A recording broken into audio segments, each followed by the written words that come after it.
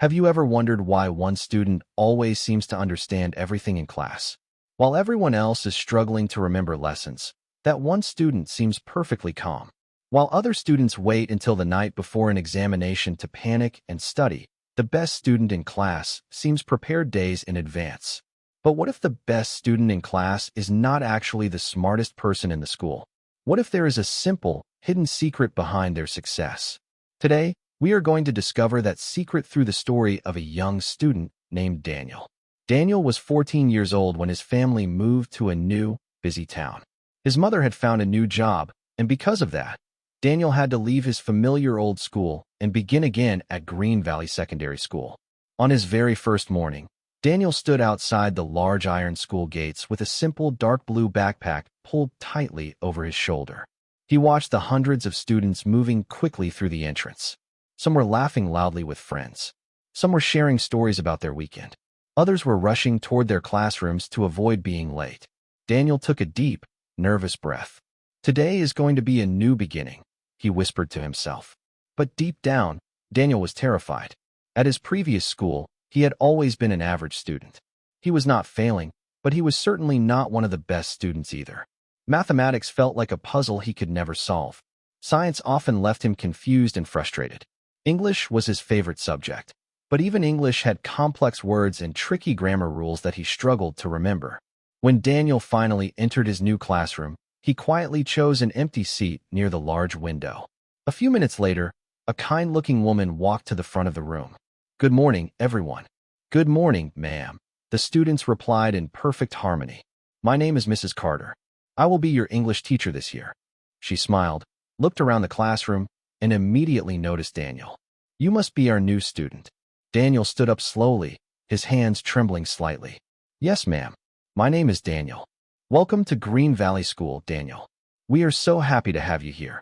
"Thank you." Daniel sat back down, relieved. As the lesson began, Daniel noticed a student sitting confidently in the first row. His name was Michael, and everyone in the room seemed to know him. Whenever Mrs. Carter asked a difficult question, Michael's hand was always the first to go up. When she gave the class a writing exercise, Michael often finished his work before anyone else had even reached the halfway point.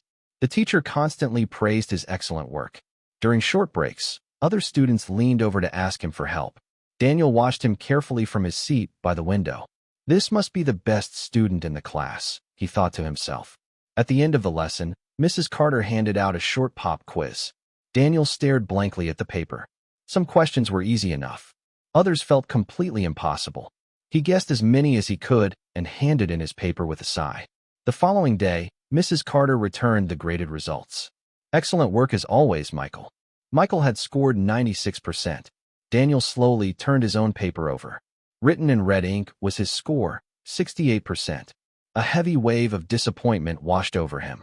After classes finished for the day, Daniel walked to the school library.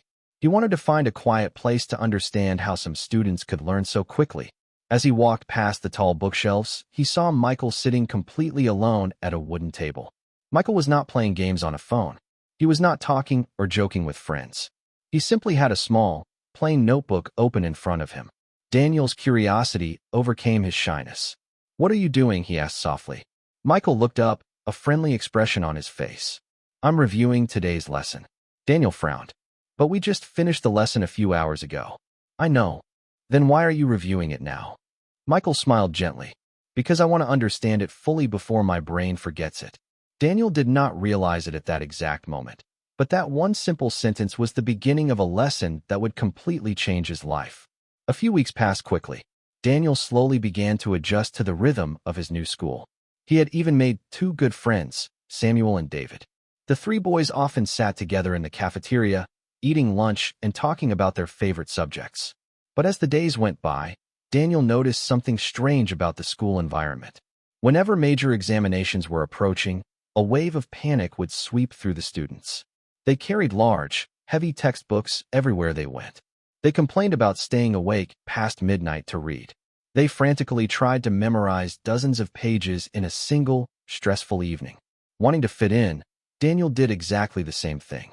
One Friday afternoon, Mrs. Carter stood at the front of the classroom with a serious expression. "Students, listen carefully. Your first major examination will take place in exactly 3 weeks. The entire classroom instantly became dead quiet. 3 weeks. Samuel whispered loudly. That is definitely not enough time. Another student complained from the back row. But Michael remained completely calm. While others panicked, he quietly opened his small notebook and began writing. Daniel noticed him from across the room. What are you writing now? Daniel whispered. My study plan, Michael replied without looking up. A study plan? Already? Yes. Daniel leaned over to look at the open notebook. Michael had neatly divided the next 3 weeks into small, manageable sections. Monday was dedicated to mathematics. Tuesday was for science. Wednesday was focused on English. Thursday returned to mathematics. Friday was science again. Saturday was reserved strictly for review. Daniel stared blankly at the structured page. You already know exactly what you will study for the next 21 days. Michael nodded. But why? Because, Michael explained, if I don't decide right now, I might waste precious time every evening just trying to figure out what to do. Decision fatigue ruins studying. Daniel thought about those words. It made perfect sense. That evening, feeling highly motivated, Daniel sat at his desk at home to create his own study plan. But he made one massive mistake. He planned to study for 5 straight hours every single day. On Monday, full of energy, he studied for 1 hour before losing focus. On Tuesday, he barely managed 40 minutes before his head hurt. On Wednesday, he felt completely exhausted and didn't open a single book. By Thursday, his ambitious plan had completely failed. Daniel felt incredibly frustrated and defeated. The next day at school, he confessed his failure to Michael. Michael listened, then laughed gently. Your problem is not a lack of hard work, Daniel. Then what is my problem? Am I just lazy? No. You are trying to change your entire life in one day. So what should I do? Start small. How small? 20 or 30 minutes a day. That's all. 30 minutes. Yes. But the trick is, you must do it consistently. Every single day. Daniel looked genuinely surprised. Michael continued with a serious tone. Studying with full focus for 30 minutes every day is infinitely better than planning to study for 5 hours, feeling overwhelmed, and giving up after 2 days. Daniel nodded slowly, finally understanding. That evening, he erased his old schedule and changed his plan. Instead of 5 grueling hours, he scheduled a simple 30-minute block. He focused on just one specific topic at a time. And for the very first time, studying did not feel like an impossible mountain to climb. One breezy afternoon, Daniel spotted Michael sitting quietly under a large oak tree just behind the school library. Michael was holding that same small notebook again, staring intently at the pages. Daniel walked over, the dry grass crunching beneath his shoes. Michael, can I ask you something? Sure, sit down, Michael offered. Why do you always use that specific small notebook? You never use the big ones the teachers give us. Michael smiled and tapped the cover. This is my learning notebook. What exactly do you write in it? Things I completely fail to understand. Daniel blinked, genuinely surprised. Wait, you write down the things you don't understand. Exactly, but I always thought the best students wrote down everything they already knew perfectly. Michael shook his head slowly. No, that's a trap. If I only write down what I know, I'm just proving how smart I am to myself. I write down what I don't know, so I can fix it. Daniel sat down beside him on the grass. Can I see it? Michael confidently handed him the notebook. Daniel opened the pages carefully. Instead of long paragraphs of copied text, he saw dozens of focused questions. Why does this specific math formula work? What does this complex vocabulary word actually mean? Why did the main character in the story make this decision? What is the core difference between these two science concepts? Can I explain today's lesson out loud without looking at my textbook? Daniel looked up, a look of realization dawning on his face. You write questions instead of answers. Yes. But why? Because questions act like a map. They show me exactly where my knowledge is weak. Daniel suddenly understood something incredibly profound. Michael was not pretending to be a genius who knew everything. He was a detective, constantly searching for the gaps in his own knowledge. That constant search for his own weaknesses was the reason he kept improving. Daniel decided to try this powerful method immediately. That night, he opened his heavy science textbook. Instead of mindlessly copying the entire chapter into his notes, he wrote down 3 clear questions. What is the actual definition of photosynthesis? Why do plants specifically need sunlight to survive? How exactly does water move through a plant's stem? Then, he firmly closed the textbook. He tested himself, trying to answer the questions entirely from memory. He could easily answer the first one. His answer for the second question was messy and incomplete. He had absolutely no idea how to answer the third question. So, he opened the textbook again. He hunted specifically for that missing piece of information. He read it, closed the book, and tried explaining it out loud once more. After 30 minutes of this process, Daniel realized something amazing. He remembered far more information than he usually did after 2 hours of normal reading. He had just discovered the incredible power of active learning. Exactly 2 weeks before the major examinations, Mrs. Carter surprised the class with another practice test. This time, Daniel felt genuinely confident. He had been studying for 30 minutes every single day. He had created lists of sharp questions. He had reviewed all the difficult topics. He had practiced actively. But when the graded papers were returned the next day, Daniel felt as if the wind had been knocked out of him. He had scored 71%. Despite all his hard work, his score had barely improved from a 68. Daniel felt a crushing sense of terrible failure. After class ended, he walked slowly to the library, dragging his feet. He slumped into a chair at a corner table and stared blankly at his learning notebook. "Maybe I am just not smart enough for this school," he whispered to the empty room. A few minutes later, Michael found him hiding there. "What happened, Daniel?" "I studied, Michael. I really studied." "I know you did. I saw you. But my score is still terrible. The method didn't work." Michael pulled up a chair and sat beside him. "Can I ask you a serious question?" "Yes." "How exactly did you review your work?" Daniel explained his routine of reading and testing his memory. Michael listened carefully, nodding. Then he asked the most important question. "When you got something wrong during your practice, did you aggressively correct your mistakes?" "Sometimes," Daniel muttered. "Just sometimes." Daniel became very quiet, looking down at the table. Michael reached out and pointed to the red marks on Daniel's practice test. "You studied the topics, Daniel. But did you study your mistakes?" Daniel looked at the paper. There were several questions he had answered incorrectly, but he hadn't bothered to figure out why they were wrong. Michael's voice softened. "Your mistakes are not your enemies. You shouldn't hide from them." Daniel looked up at him, confused. "They are data. They are pure information." "What do you mean?" "Every single mistake you make is simply a sign pointing directly towards something you don't understand yet." Michael took a graphite pencil from his pocket. He drew lines on Daniel's paper, dividing his mistakes into 3 clear groups. "First," Michael explained, "are the I did not understand the topic at all mistakes.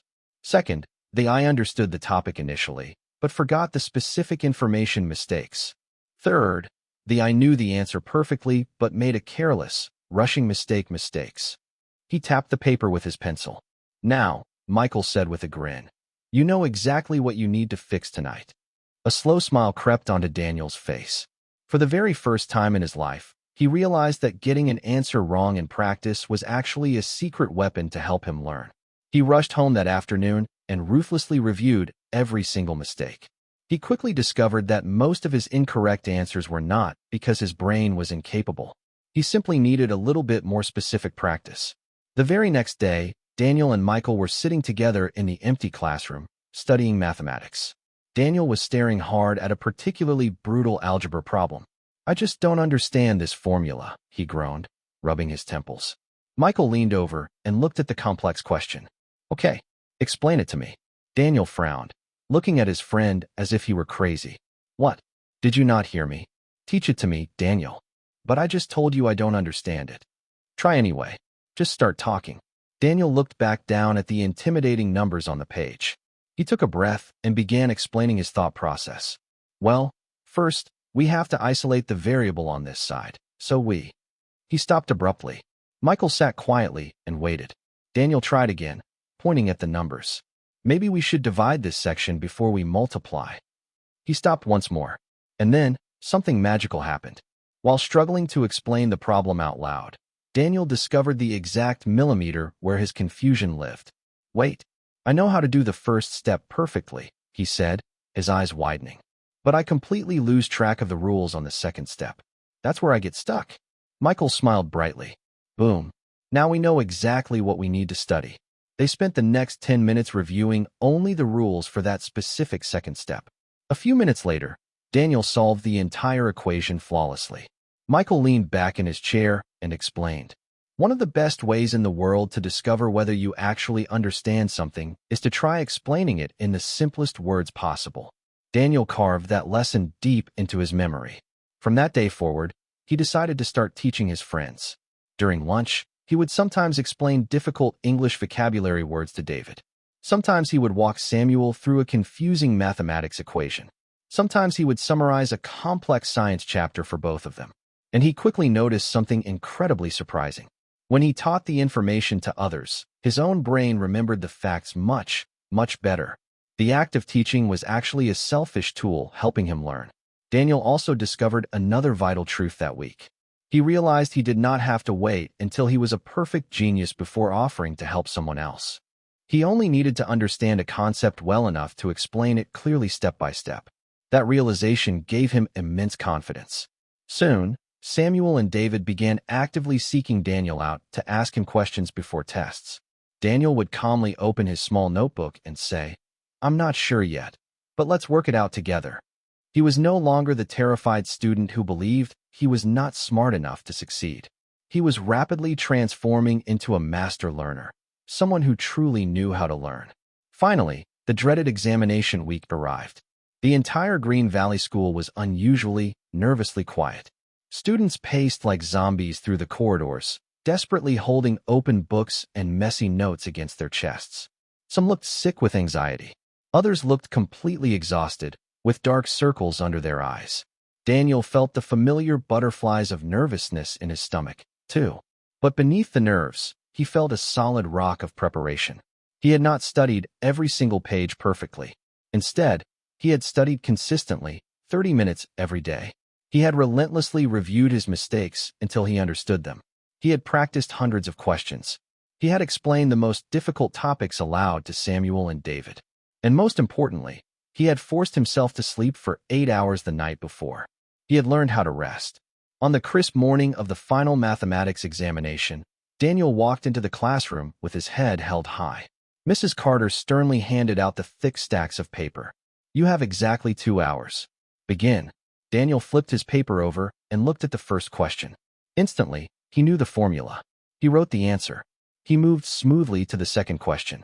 He recognized the pattern and solved that one too. Then, halfway down the page, he hit a wall. A very difficult question. His pencil stopped moving. In the past, he would have panicked, stared at the question for 20 minutes, and ruined his chances for the rest of the test. But instead of panicking, Daniel simply closed his eyes and took a deep, slow breath. He calmly skipped the brutal question and moved to the next one. Much later, with only 15 minutes left on the clock, he returned to the difficult problem. He remembered a piece of advice Michael had whispered to him a few weeks ago. Never let one impossible question steal the precious time you need for the 10 questions you actually understand. Daniel worked through the remaining problems, completed the examination, and put his pencil down. When he finally walked out of the heavy classroom doors, Samuel came running toward him in the hallway. "Daniel, how was it?" "Honestly, not bad." Daniel smiled. "Are you crazy? I forgot absolutely everything I studied." Samuel groaned. Daniel laughed out loud. "You probably didn't forget everything, Samuel." "Okay, maybe I only forgot half of it," Samuel joked, rubbing his neck. They laughed loudly together, the tension leaving their bodies. The exhausting examinations continued for several long days. English grammar and essays, complex science theories, tricky mathematics, long history timelines. But with each passing day, Daniel became visibly more confident and relaxed. He had finally discovered that true preparation did not mean magically knowing every single answer before entering the cold examination room. True preparation simply meant knowing exactly what to do when something difficult inevitably appeared on the page. And Daniel had successfully learned how to remain calm, think logically, and keep moving forward. 2 agonizingly long weeks later, Mrs. Carter finally entered the classroom carrying a thick stack of graded papers. The chatter in the room died instantly. The students became completely silent. "I have your final examination results," she announced, her voice echoing in the quiet room. Everyone held their breath. Mrs. Carter began reading the final scores aloud. "Samuel, 74%. Samuel let out a massive sigh of relief and smiled broadly. David, 79%. David nodded in satisfaction, pumping his fist under the desk. Then, Mrs. Carter paused and looked directly at Daniel. Daniel. She smiled softly. 87%. The classroom remained perfectly quiet for a fraction of a second. Daniel's jaw dropped. He could hardly believe his own ears. His very first test score in this room had been a miserable 68%.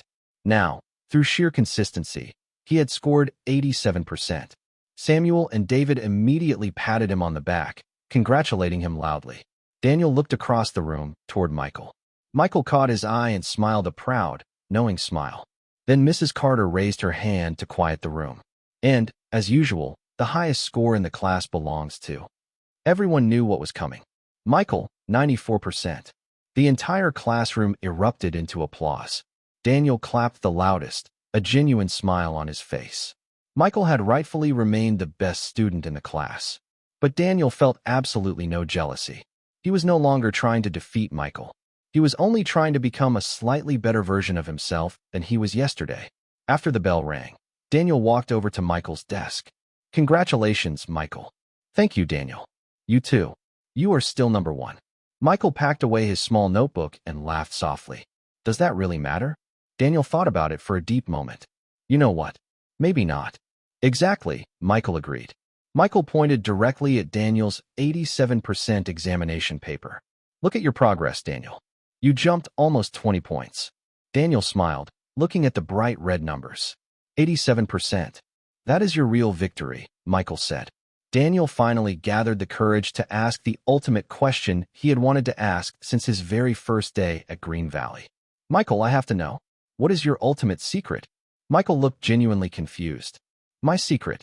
Yes. You are always perfectly prepared. You remember everything we learn. You never panic on difficult topics. What do you do so differently than the rest of us? Michael leaned against the desk and smiled warmly. The secret is not just one magic trick, Daniel. He held up his fingers to count. The first secret is simple consistency, doing a little bit every day. The second secret is asking questions, especially the dumb ones. The third secret is focused practice. The fourth secret is hunting down and learning from your mistakes. The fifth secret is teaching what you know to someone else. And the sixth secret? Daniel asked eagerly. Michael smiled gently. Rest. Give your brain time to breathe.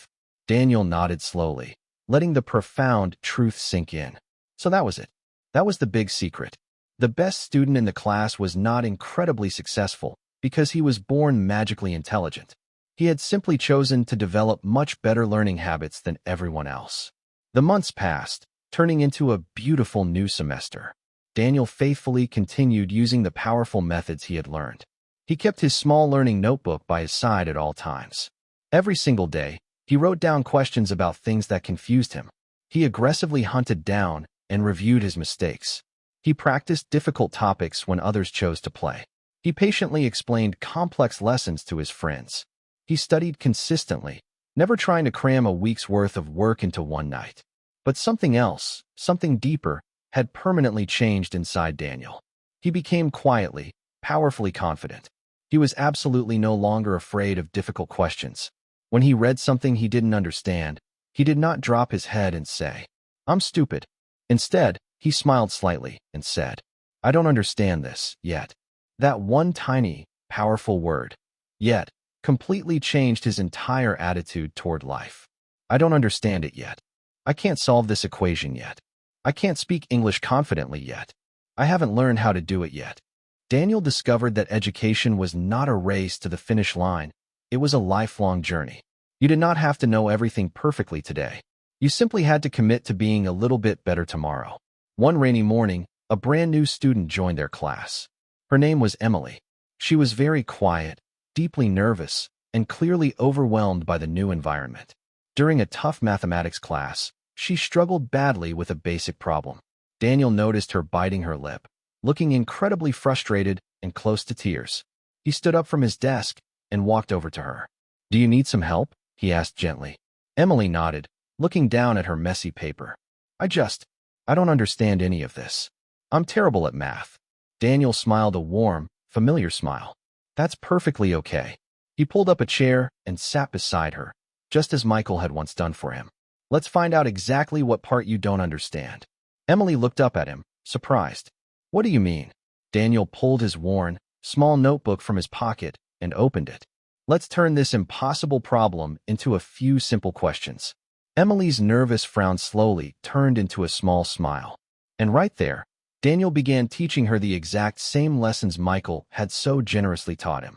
At the very end of the school year, Mrs. Carter asked every student to write a short essay about the most important lesson they had learned. Daniel held his pen, thought for a moment, and wrote, "The most important thing I learned this year is that being a good student is not about being the smartest person in the room. It is entirely about being willing to learn." He continued writing smoothly. "I learned that mistakes are teachers, not punishments. I learned that asking stupid questions can actually make me smarter. I learned that focused practice creates real confidence. I learned that daily consistency is infinitely more powerful than waiting for motivation to strike. And I learned that helping someone else learn can make me a master of the subject, too." At the very bottom of the page, Daniel wrote one final, powerful sentence. "The secret of the best student in class is not knowing everything. It is never, ever stopping the beautiful process of learning." Years later, as an adult, Daniel still remembered that small, life-changing notebook. He remembered the very first day he saw Michael studying quietly in the library. He remembered the bitter sting of the examination he had failed. He remembered the sting of his mistakes. But most importantly, he remembered the profound lesson that changed the way he thought about his entire education. True success did not come from studying aggressively just one time. It came from studying a little bit, consistently. It did not come from never making embarrassing mistakes. It came from refusing to hide from those mistakes. It did not come from being born naturally perfect. It came from asking questions, practicing endlessly, and fiercely refusing to give up. And perhaps, that is the most real secret of all. You absolutely do not have to be the smartest person in your classroom, your school, or your job. You don't have to understand everything perfectly the first time you hear it. You don't have to be flawless. You only need to keep learning. So, if you are learning English right now, please do not worry if you don't understand every single word in this story. Listen to it again. Practice the vocabulary again. Read the subtitles again. Speak the sentences out loud again. Make 100 mistakes.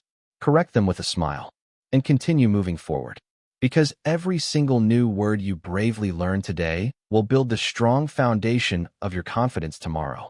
Small, tiny progress every single day will create a massive, life-changing difference over time. Please, don't ever compare your learning journey with someone else's highlight reel. Instead, compare yourself only with who you were yesterday. If you know exactly one new English word today, that is beautiful progress. If you understand just one new grammar rule today, that is a victory. If you speak a single sentence more confidently today than you did yesterday, you are winning. Keep going. Keep learning. And never, ever forget, the secret of becoming better is not doing everything perfectly on the first try. It is simply doing the right things, consistently, every single day. Thank you so much for listening to this story.